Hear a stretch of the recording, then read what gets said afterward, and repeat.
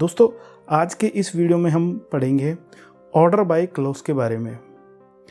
दोस्तों, यदि हमें हमारे डेटा को शॉर्ट करना है असेंडिंग ऑर्डर में या डिसेंडिंग ऑर्डर में, तो उसके लिए हम ऑर्डर बाय क्लॉज का उपयोग करते हैं। इसमें ये डिफ़ॉल्ट वैल्यू असेंडिंग ऑर्डर में लेता है। यदि हमें डिसेंडिंग ऑर्डर में डेटा को शॉर्ट करना है तो उसके लिए हम DESC कमांड का उपयोग करते हैं। दोस्तों, जैसे यदि हमारा डेटा न्यूमेरिक टाइप का है, जैसे 1 है, 5 है, 3 है, तो ये क्या करता है, स्मॉल डिजिट से लेके जो लार्जेस्ट डिजिट है उस तरीके से ये हमारे डेटा को शॉर्ट कर देता है। यदि हमें डिसेंडिंग ऑर्डर में डेटा को शॉर्ट करना है तो पहले ये सबसे बड़ी वैल्यू लेता है, उसके बाद फिर उससे जो छोटी छोटी वैल्यू हैं उस तरीके से ये हमारे डेटा को शॉर्ट करता है। यदि हमारा डेटा अल्फ़ाबेटिकल डेटा है तो पहले A से लेके Z तक ये हमारे डेटा को शॉर्ट कर देता है, और यदि डिसेंडिंग ऑर्डर में हमारे डेटा को हमें शॉर्ट करना है तो फिर Z से लेके A तक उल्टे क्रम में ये हमारे डेटा को शॉर्ट करता है। दोस्तों, ऑर्डर बाय क्लॉज को अच्छे से समझने के लिए हम चलते हैं SQL सर्वर पर। दोस्तों, हम आ चुके हैं SQL सर्वर मैनेजमेंट स्टूडियो में, और ये हमारी क्वेरी है सेलेक्ट स्टार फ्रॉम ऑर्डर्स। तो ऑर्डर्स की जो टेबल है उन्हें हमें शॉर्ट करना है।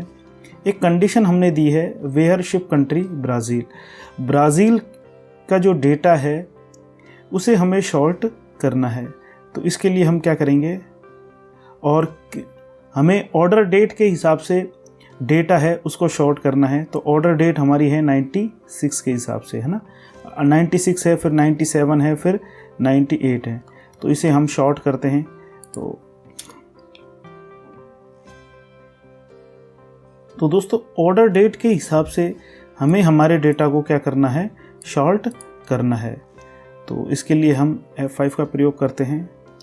तो ये सेम हमारा जो डेटा है वो रिट्रीव हुआ है, क्योंकि ये जो डिफ़ॉल्ट वैल्यू लेता है वो असेंडिंग ऑर्डर में लेता है। अगर इसको हम डिसेंडिंग ऑर्डर में चेंज करना चाहें तो इसके लिए हम क्या करते हैं, DESC। तो इसके लिए हम क्या करेंगे, DESC F5 से इसको। तो देखिए दोस्तों, यहाँ पर जो ऑर्डर डेट है अब क्या आ चुकी है, 98 ऑर्डर डेट के हिसाब से शॉर्ट हो चुका है, फिर 97 और फिर 96 के हिसाब से ये डेटा हमारा शॉर्ट हो चुका है। अगर हमारा डेटा न्यूमेरिकल डेटा टाइप का डेटा है तो ये क्या होगा, स्मॉलेस्ट से लार्जेस्ट की ओर क्या होगा, शॉर्ट होगा। यदि हमारा डेटा अल्फ़ाबेट्स में है तो वो A से लेके Z तक होगा, और डिसेंडिंग ऑर्डर में जो डेटा शॉर्ट होगा वो Z से लेके A तक होगा। अब इसे हम क्या कर सकते हैं, जैसे ऑर्डर ID के हिसाब से इसे हम शॉर्ट करते हैं। तो इसके लिए हम क्या करेंगे, इसको थोड़ा कैंसिल करते हैं, और ये हमारी क्या है, कस्टमर ID। तो कस्टमर ID के हिसाब से हम डेटा को शॉर्ट करते हैं। तो इसके लिए हम क्या करेंगे, कस्टमर ID, ये हमारी कस्टमर ID हो गई है, ठीक है। अब यहाँ पर पहले क्या है, Q है, फिर R है, फिर H है। तो ये डेटा हमारा असेंडिंग ऑर्डर में हमारा शॉर्ट होगा। तो देखिए दोस्तों, पहले हमारा क्या है, कस्टमर ID के हिसाब से डेटा शॉर्ट हुआ है। पहले C है, फिर F है, फिर हमारा क्या है, G है, फिर हमारा H है, फिर हमारा Q है, R है। तो दोस्तों, ये हमारा क्या हुआ है, असेंडिंग ऑर्डर में डेटा शॉर्ट हुआ है।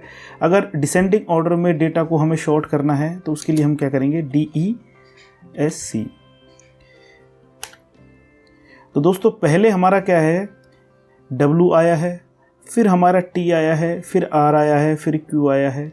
तो दोस्तों, ये हमारा क्या हुआ है, डिसेंडिंग ऑर्डर में डेटा शॉर्ट हुआ है।